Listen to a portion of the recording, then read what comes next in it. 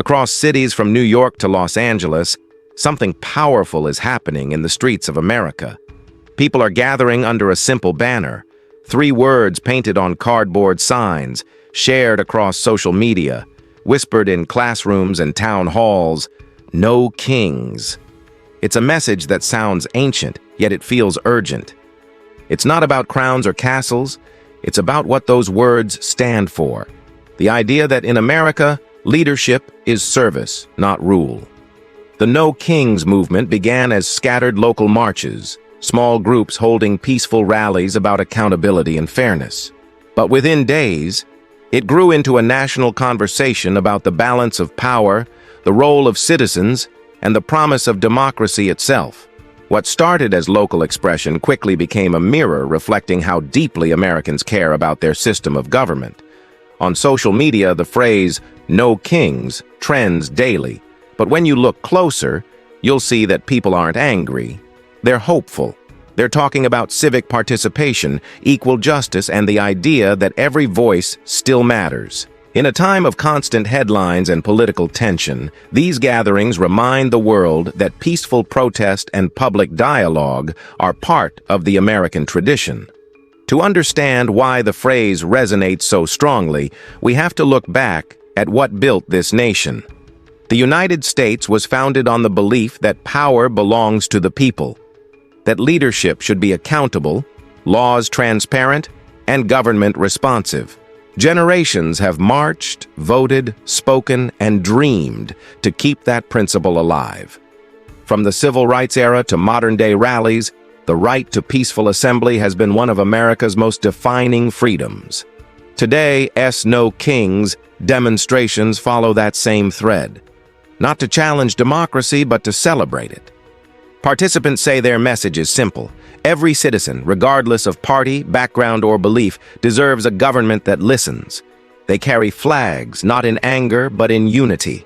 They sing, they debate, they post, and they vote.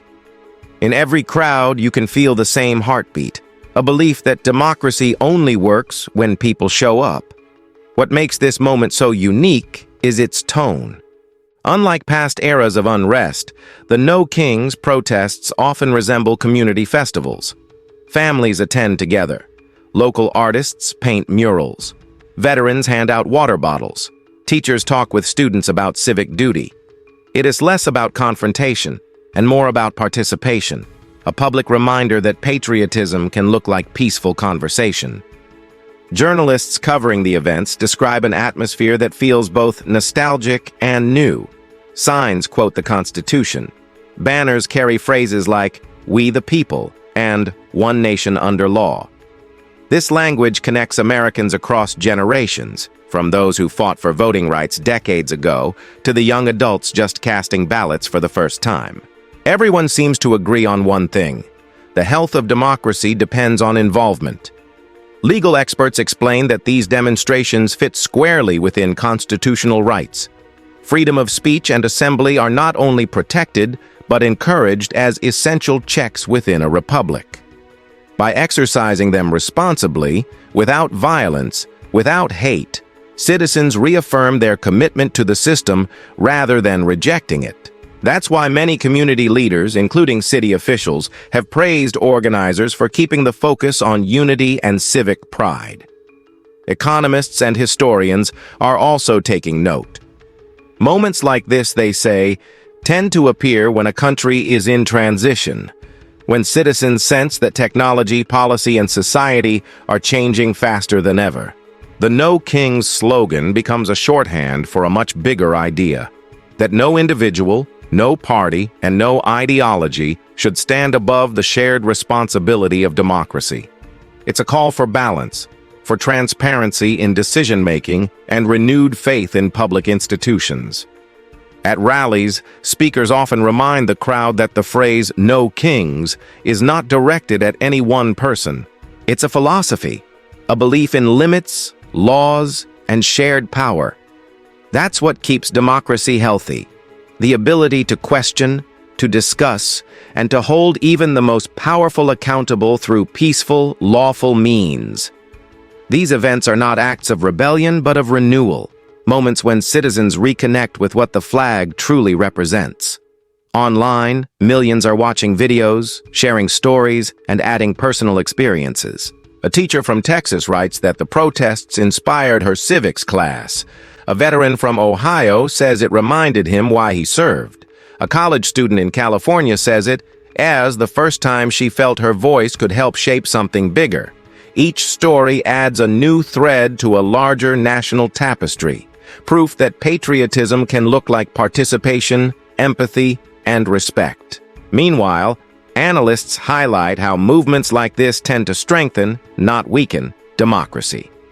When people gather peacefully and discuss the country's direction, trust increases and misinformation loses power. Citizens become more informed and more willing to listen to different perspectives. In that sense, the No Kings moment may mark a turning point, a reminder that disagreement doesn't have to divide. It can educate. And that's what makes America rise again. Not a slogan or a headline, but a renewed connection between citizens and their democracy. Every chant, every banner, every conversation echoes a founding promise that leadership is temporary, but liberty is lasting. The strength of a nation doesn't come from any one leader. It comes from millions of people believing in the same idea, that the Constitution still matters, that equality still matters, and that hope is stronger than fear. As the sun sets over the crowds and the chants fade into evening, one truth becomes clear. America's story has always been written by those who show up. The No Kings movement isn't about tearing anything down. It's about lifting up the belief that power, when shared, becomes stronger.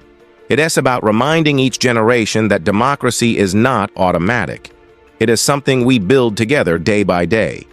So whether you agree with every slogan or not, there's a lesson here for all of us.